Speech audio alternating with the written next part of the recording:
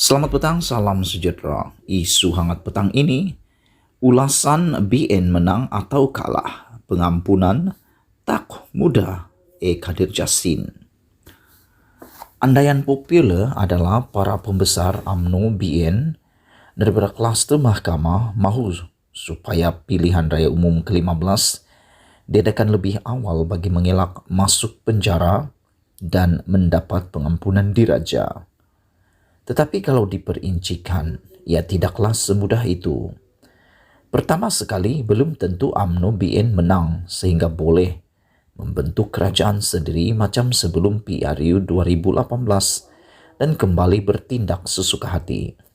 Kedua, kemenangan dalam pilihan raya kecil serta pilihan raya negeri di Melaka dan Johor tidak menjamin UMNO BN boleh mengubah aliran kemerosotan yang dideritainya sejak PRU 2008. Ketiga, tidaklah semudah itu untuk membatalkan siri perbicaraan ke atas para pembesar UMNO BN yang sedang berjalan sekarang dan memberi pengampunan diraja kepada mereka.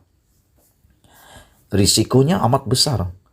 UMNO mungkin hancur dan institusi-institusi terlibat akan ditentang secara terbuka oleh banyak pihak.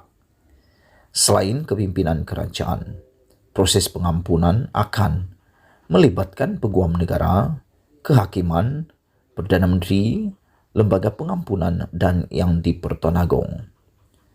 Pengampunan Anwar Ibrahim pada 2018 sering disebut sebagai duluan bagi mengampunkan Najib Razak dan gengnya dalam kluster mahkamah. Tapi mereka sengaja lupa yang Anwar telah menjalani hukuman penjara selama lebih 3 tahun mulai 2015. Lagipun, kesalahan beliau tidaklah membebankan rakyat dan rakyat jelata dan negara dengan hutang berbilion-bilion ringgit seperti yang dilakukan oleh Muhammad Najib dalam SRC Internasional dan 1MDB. Penyokong kluster mahkamah sengaja lupa atau tidak tahu bahwa almarhum Harun Idris juga telah menjalani hukuman penjara dalam kes pecah amanah Bank Rakyat sebelum diberikan pengampunan. Beliau dipenjarakan pada tahun 1977 dan dapat pengampunan hanya pada 1982. Itu pun bersama-sama 62 banduan lain bersamping ulang tahun ke-25 kemerdekaan negara. Harun tidak ambil duit untuk dirinya sendiri, tetapi untuk pentaskan tinju Muhammad Ali Jubangge di Kuala Lumpur pada tahun 1975. Begitu juga dengan almarhum Mokhtar Hashim yang membunuh musuh politiknya, almarhum Muhammad Taha Talib, pada tahun 1982. Dia dijatuhkan hukuman gantung sampai mati pada tahun 1983 dan pada tahun berikutnya diberi pengampunan kepada penjara seumur hidup. Pada tahun 1991, dia diberikan pengampunan kedua dan dibebaskan setelah 9 tahun dalam penjara. Dia menembak Speaker Dewan Undangan Negeri 9 itu sebelum PRU 1982. Bukanlah semudah seperti digambarkan bagi yang di Pertuan Agong atau raja-raja Melayu yang lain serta yang di Pertuan Negeri memberi pengampunan. Beban tanggung jawab di bawah undang-undang adalah sangat berat kerana ia adalah hak mutlak Baginda. Akhirnya Bagindalah yang memikul beban tanggung jawab dan risiko tindakan tersebut, bukan Perdana Menteri atau lembaga pengampunan. Mereka hanya memberi nasihat kepada Baginda. Kalau kita masih ingat, hatta pengampunan Anwar itu pun pernah coba dicabar atas isu prosedur dan sama ada ia free pardon, pengampunan tanpa syarat, atau full pardon, pengampunan penuh. Menurut Peguam Nimalan Devaraja, yang menulis dalam skrini.com pada 2018. Pelembagaan persekutuan merujuk kepada free pardon dalam beberapa peruntukan, tetapi tidak pernah menggunakan terma full pardon. Kesimpulannya, pengampunan bagi Najib dan gengnya sekiranya nanti didapati bersalah oleh semua peringkat mahkamah bukanlah sesuatu yang otomatik atau telah terpahat di atas batu. Tidak kiralah sama ada UMNO BN menang atau kalah.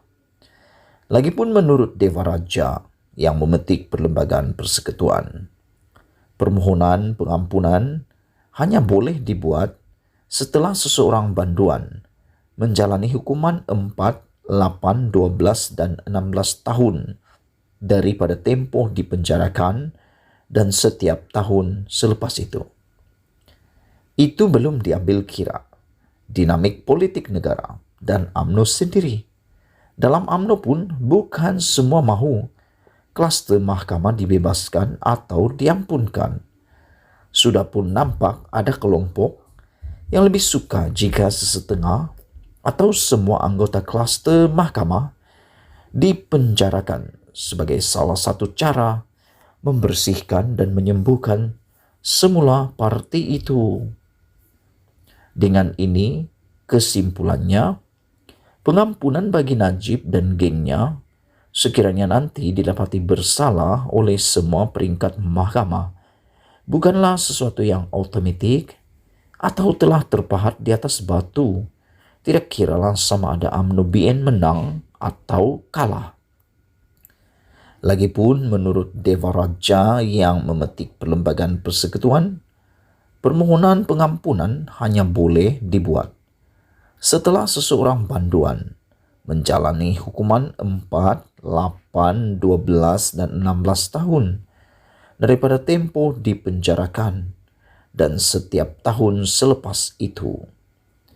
Itu belum diambil kira dinamik politik UMNO sendiri, dinamik politik negara dan UMNO sendiri. Dalam UMNO pun bukan semua mahu klaster mahkamah dibebaskan atau diampunkan.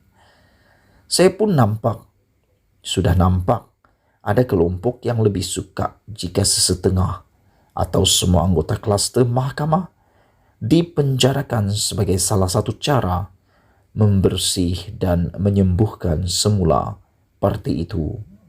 Ditulis ulasan oleh Ekadir Jasin, wartawan tokoh yang pernah bergiat dalam politik melalui Bersatu ketika bekas Perdana Menteri Dr. Mahathir Mohamad masih bersama parti itu.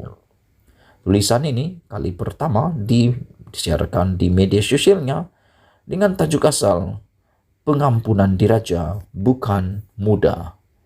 Sekian isu hangat malam ini. Jangan lupa tinggalkan komen Anda. Kita jumpa lagi. Malaysia kita punya. Kita jaga sama-sama cintai Malaysiaku. Bye-bye.